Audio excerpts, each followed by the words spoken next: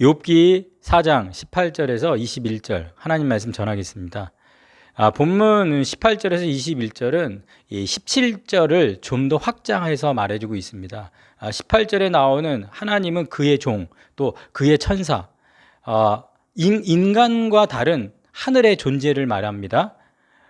본문에서 말하는 것은 이런 하늘의 존재들은 하나님과 가까이 있습니다. 그러니까 하나님과 가까이 있음에도 이러한 상태다. 19절에 하물며 흙집에 살며, 그러니까 흙을 기반으로 하는 인간은 어떠하겠느냐. 하나님과 가까이 있는 하늘의 존재가 이러한데 하물며 흙집에 흙을 기반으로 하는 인간은 어떠하겠는가. 그만큼 이 흙을 기반으로 하는 인간의 한계, 제한, 연약함을 말해주고 있는 것이죠. 인간은 하늘의 존재들보다 죄 지을 가능성이 많습니다.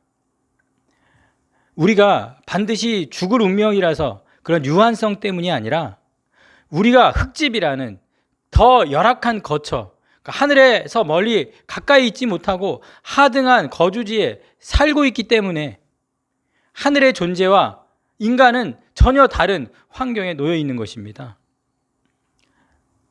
하늘의 존재가 자기 스스로 믿지 않을 정도로 미련하지 않는 어떤 스스로의 도덕적 완전함을 가지고 있는 것이 아닙니다. 그들은 하나님과 가까이 있기 때문에, 하나님은 거룩한 분이시라서 하나님과 가까이 있으면 거룩해집니다. 그러한 차이겠죠. 하나님과 가까이 있는 그런 하늘의 존재와 대조해서 흙집으로 묘사하는 인간의 몸, 그 육신은 우리의 연약함이고 우리를 제한하고 우리를 한계 지어 준다라는 사실입니다.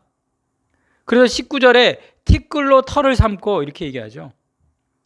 이 터, 기초는 존재의 조건을 말하는 건데 이 티끌, 흙이라는 무너질 기초에 세워진 사라질 그런 존재로서 흙으로 세워지고 흙에서 유래하고 흙에 제한되는 그 인간의 물질성을 설명해 주고 있습니다.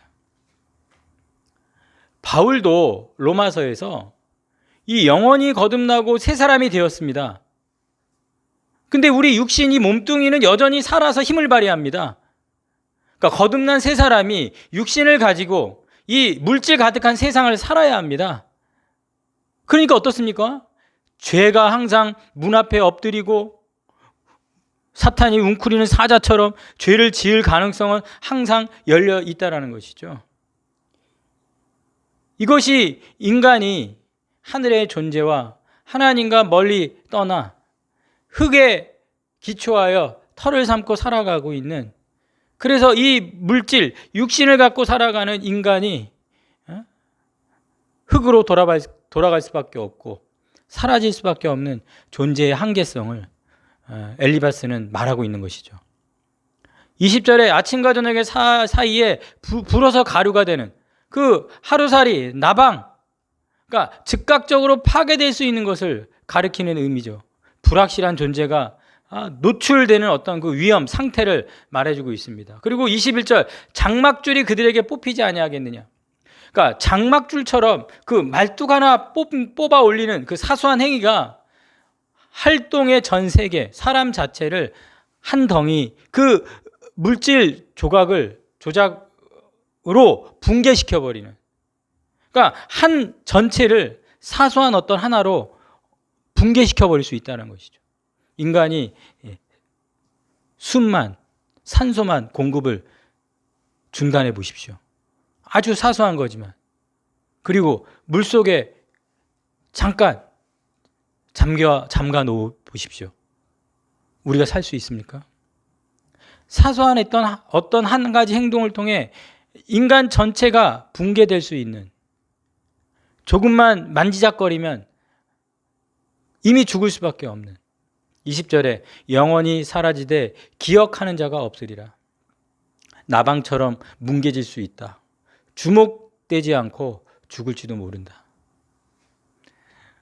이사야서 30장 14절에 이렇게 얘기합니다. 그가 이 나라를 무너뜨리시되 토기장이가 그릇을 깨트린 같이 아낌없이 부수리니. 그러니까 너무도 완전히 부서져서 완전히 영원히 사라질 수 있다. 그런데 오늘 20절에 얘기하고 있는 것은 그렇게 죽기만 하는 것이 아니라 더 중요한 것은 지혜를 얻지 못하고 죽는 것이죠. 그들은 지혜가 없이 죽느니라. 전혀 지혜를 얻지 못하고 그렇게 이 땅에 흙으로 왔다 흙으로 가는 죽을 수밖에 없는 존재. 이렇게 될 것인데도 그것을 스스로 예견하고 의식하지도 않고 그냥 치다리고 살아가고 있는 인생들. 지옥은 낭떠러지가 아니라 밋밋한 내리막길이라고 그랬습니다. 그냥 태어나서 어슬렁어슬렁 이렇게 걸며 살다 보면 예견하지도 않고 의식하지도 않고 그냥 걷다 보면 그곳은 지옥이 되는 것이죠. 여기서 의인과 악인이 갈라지는 겁니다. 의인과 악인 사이에는 하나의 구별이 존재하는데 그것이 뭐냐? 지혜가 없이 죽는 것은 악인들을 말하는 것입니다. 그래서 오늘 지금 엘리바스는 욥에게 너가 의인이냐 악인이냐,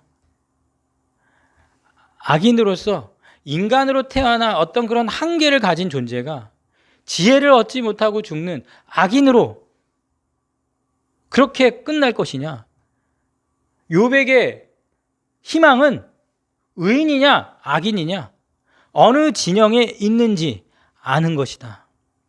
엘리바스는 말하고 있는 것이죠. 믿는 나는 의인입니까? 악인입니까?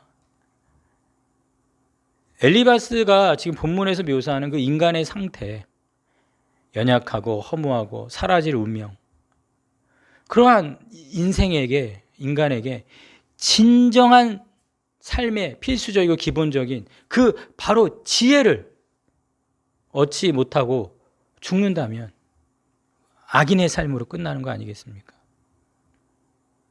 지혜 없이 죽는 악인. 그러므로 우리는 지혜를 깨달아야 되고 지혜를 하늘로부터 받아야 됩니다. 진정한 통찰력, 살아가는 방식, 만물의 본성, 하나님과 인간의 길을 깨닫게 하는 그 지혜. 그러므로 인생의 이 덧없음, 흙집에 사는 그렇게 티끌처럼 사라져버릴 인생의 덧없음을 인식하고 예견하고 깨달은 경건한 자들은 자신의 날들을 계수하는 것을 배워서 지혜의 마음을 얻어야 된다라고 잠언은 말하고 있습니다. 지혜의 마음을 얻도록 패역한 행위에서 벗어나는 구원의 원천, 생명을 길게 장수하게 하는 그 지혜, 이상한 여자로부터 음녀와 거짓 선지자들에게서 지켜주는 그 지혜, 의인의 표시로서의 그 지혜를 깨닫는 자, 지혜가 있는 자가 의인이요 구원을 얻게 되는 것입니다. 제가 계시록 설교에서 지혜 있는 자가 되라. 왜냐? 짐승의 수를 분별하는 지혜가 있는 자가 되라. 그래야 짐승의 표를 거절하는 믿음으로 의인으로 하나님 앞에 설 수 있는 것이죠. 지혜 없이 사라지는 악인의 길을 우린 절대 걸어서는 안 됩니다. 이렇게 엘리바스는 자신의 삶에서 지혜 없이 죽는 악인이 아니라 지혜가 있는 의인의 삶을 얘기하면서 욥, 너에게 희망이 있는가? 지금 너의 삶에 대해서 어떤 의의를 제기할 가능성은 있는가? 그걸 이제 5장에 가서 또 엘리바스는 말하게 됩니다. 우리가 이 땅의 인간으로 태어나서 이러한 연약하고 사라질 존재인데도 나 같은 생명을 위해 십자가에 피 흘려 자기 생명 아끼고 다 내어놓으신 그 은혜, 그래서 우리를 살려내는 지혜가 되신 예수 그리스도, 그 구원의 은혜와 감격으로 오늘도 살아있음에 감사하고 또 나의 살아있음을 통해 하나님의 위대함을 찬양하고 예배하고 발견하고 선포하고 그렇게 살아드리는 우리가 되기를 주님의 이름으로 축원합니다.